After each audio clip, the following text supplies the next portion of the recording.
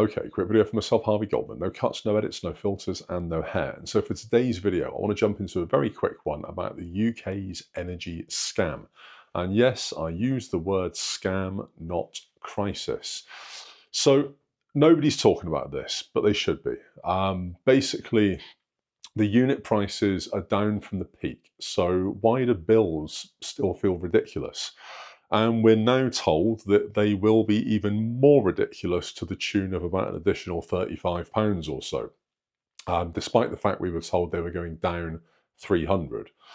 So the game has moved to the standing charge, and it's add-ons that basically we're not meant to notice. That's the truth of it.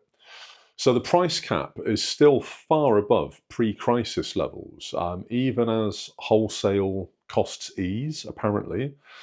Things like fixed charges, policy and debt costs, they keep the bills sticky.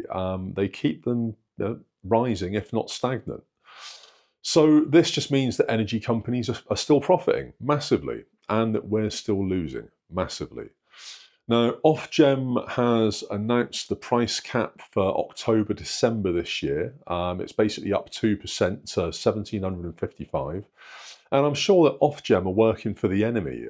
They're meant to work for the people, but I swear that Ofgem must be in league with the big six.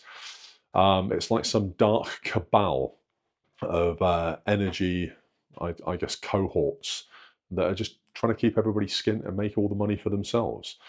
Basically, the 1755 is for typical dual fuel, and that's on direct debit. So that's still around £620, £630 lower than in 2023, but it's nowhere near where it was pre-2021. So it's amazing how much energy, and it has literally over doubled since 2019. So in the last, 6 years, my energy bill's gone from about £1,600 to it's about 2,800, which is incredible. It's a mental increase. It's gone up like 1,500 quid, and I can't fathom how it's gone up that much. So where does your money actually go? Well, wouldn't you like to know? So Ofgem's breakdown, and how correct this is anybody's guess, but their own breakdown shows that for Q4 2025, network costs were up, policy costs were up, some supplier operating debt costs were up, but wholesale costs were flat to down when compared to the summer. So when compared literally from the period from June to around August, costs for wholesale are down. These costs, these savings, have not been passed on to us. They're basically giving us a bit of a squeeze. So the direct debit versus pay per month, these costs are going to vary, but the pattern still basically holds. And in translation, this means that even if you use less, as many of us are trying to do, that standing charges and fixed system costs, these all mean that you still are likely to pay more. Ofgem is consulting on alternative standing charge models and variants, and there will be more on these probably in January 2026. So what's the standing charge problem? Well, this is a weird one. Basically, standing charges became a lightning rod because things like costs like networks, like policy schemes and debt-related costs are socialized across all customers. Ofgem's report in May 2025, their paper then, confirmed that bad debt and the associated costs, things like lawyers, things like bailiffs chasing people and letter writing that's £100 a letter, all of that cobblers, are embedded into the cap methodology. So basically all of us are paying the cost of scroats that don't pay their bills, which seems to be a pattern amongst almost everything that's going on in the UK at the moment. Citizens Advice have warned of an energy debt crisis where basically almost 7 million households, and there are only 21 million in the UK, so basically a third or just under a third of UK households owing suppliers money. There is an energy debt of around 3.8 billion, and that's across the whole of the UK. And that pressure, that pressure that they face, not being able to absorb that from their massive profits, that shows up obviously on our energy bills. It's definitely showing up on mine. So all of this extra cost, all of this extra hyperbole and cobblers that they keep coming out with to excuse massive profits and CEOs' wages and everything else, has anything improved?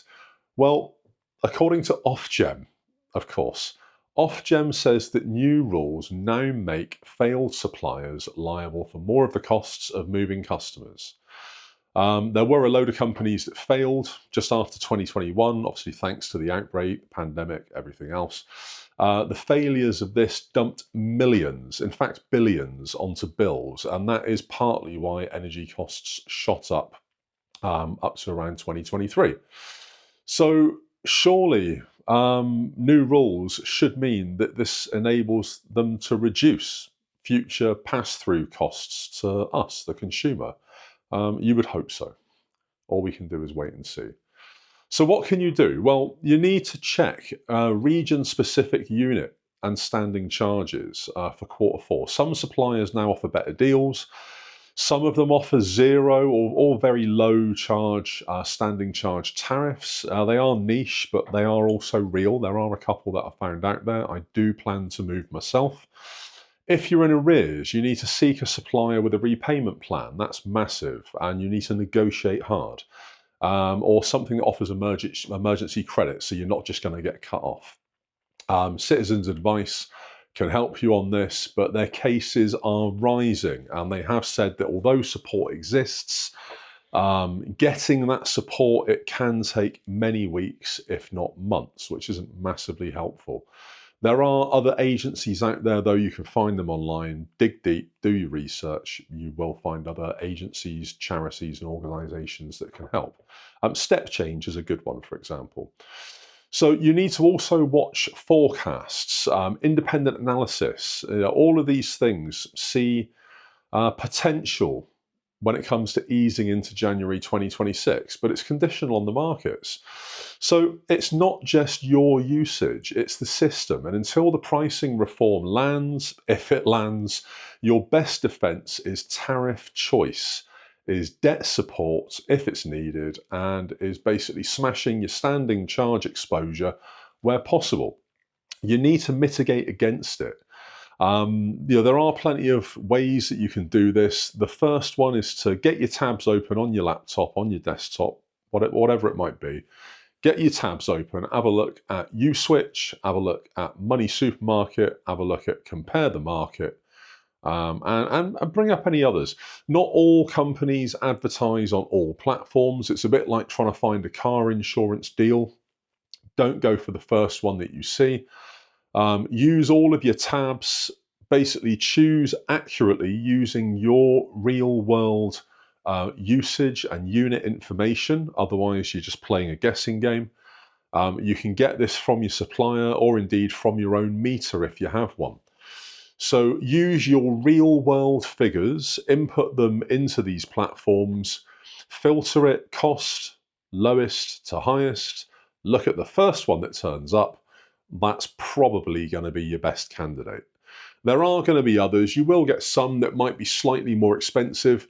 They might cost you another £3 a month over a year, but you might get a £100 Argos voucher by switching with them, in which case that makes it worth it, of course. So you need to look at things like that, but likely the first one that turns up when you filter it after inputting your details will be the one that you want to use. So compare that first one across all 3 or 4 tabs of all the websites that I mentioned, and play them off against each other.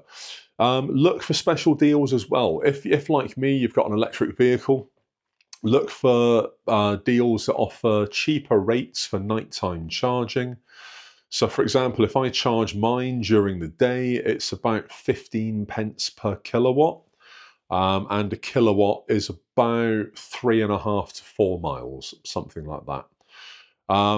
If you charge overnight, you can get it down with certain suppliers on certain tariffs. They might be a bit more expensive for the overall tariff, but the cost of your EV charging, when compared to your yearly bill, will bring that down.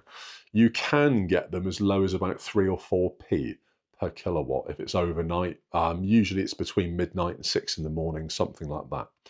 So have a look, compare all of the results, make a difference, save yourself some money.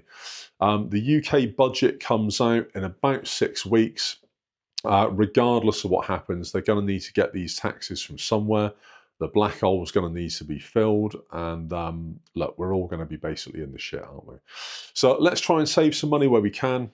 Drop a like, drop any comments below. Let me know if I'm mental, if you've got a better way of finding cheap energy, and why you think that the energy prices are still rising. Is it just corporate greed? Is it Ofgem just being a bunch of turds? Drop it below, let me know.